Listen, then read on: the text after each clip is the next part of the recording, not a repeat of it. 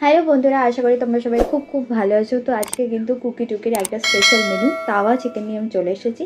প্রথমেই চিকেনের ছোট ছোট পিস করে এবার কিন্তু তার মধ্যে আমি লেবু আর নুন দিয়ে মাখিয়ে রাখছি আধা ঘন্টা মতো। এবার কড়াইতে 1 থেকে 2 চামচ মতো সাদা তেল দিয়ে কুচনো রসুন আর কুচনো কাঁচা লঙ্কা আমি দিয়ে দিলাম। রসুনটা ভালো ভালো করে ভাজা ভাজা হয়ে গেলে আর তেল থেকে একটা গন্ধ ছেড়ে দিলে সুন্দর, তার মধ্যে দিয়ে দিয়েছি কুচনো পেঁয়াজ। এবার কুচনো পেঁয়াজ কিছুক্ষণ ভেজে নিয়ে মানে হালকা হলদে মতো হয়ে আসলে আমরা কিন্তু এর মধ্যে দিয়ে দেবো ম্যারিনেটেড চিকেনের পিসগুলো। এই রান্নাটা কিন্তু সত্যি কথা বলতে বেশিক্ষণের নয়, শুধু একটু ঢাকা দিয়ে কিছুক্ষণ একটু ধৈর্যের ব্যাপার। আদারওয়াইজ এই রান্নাটা খুবই সহজ। এবারে আমি কিন্তু মাংসটাকে ভালো করে স্টার করে নিচ্ছি, উল্টে পাল্টে নিয়ে। এবার কিছু কিছু মাংসের জায়গাগুলোতে একটু কাঁচা কাঁচা ভাব থাকবে, সেটা উল্টে পাল্টে নেবেন। দিয়ে এবার এর মধ্যে দিয়ে দিয়েছি গোলমরিচ গুঁড়ো আর চিলি ফ্লেক্স। চিলি ফ্লেক্সটা অপশনাল, আপনারা ইউজও করতে পারেন, নাও ইউজ করতে পারেন। এবার কিছুক্ষণ আরেকবার স্টার করে নিয়ে আমি কিন্তু এর মধ্যে দিয়ে দেবো জিরের গুঁড়ো, ধনের গুঁড়ো আর কাশ্মীরি লঙ্কার গুঁড়ো। এবার কিন্তু এই মশলাগুলোকে দিয়ে আমি মাংসটাকে ভালো করে কষিয়ে নিচ্ছি। যতটা ভালো করে কষানো হবে টেস্টও কিন্তু তত বাড়বে।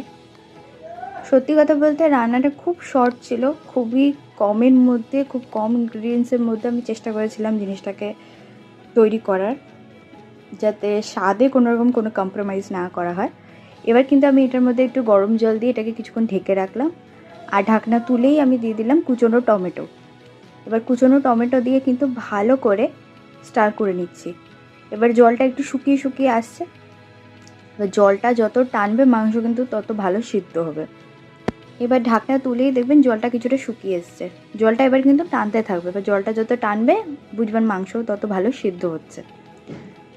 এবার আবার কিছুক্ষণ ঢাকা দিয়ে দেখছি কিন্তু জলটা পুরোটাই টেনে গেছে। এবার মাংসটা কষা কষা হয়ে গেলে আমি কিন্তু ওর উপর দিয়ে দিচ্ছি লেবুর রস। একটু লেবুর রস ছড়িয়ে আমি তার মধ্যে দিয়ে দেবো ধনেপাতা কুচোনো। ধনেপাতা কুচি দিয়ে নিয়ে এবার কিন্তু আমি কিছুক্ষণ ঢেকে রাখবো। এবার ঢাকনা খুললেই কিন্তু যা অসামান্য গন্ধ। আমি তো বলবো আপনারা নিশ্চয়ই ট্রাই করুন। শেষবারের মতো কিন্তু ভালো করে সাঁতলে নিয়ে আমাদের কিন্তু তৈরি তাওয়া চিকেন।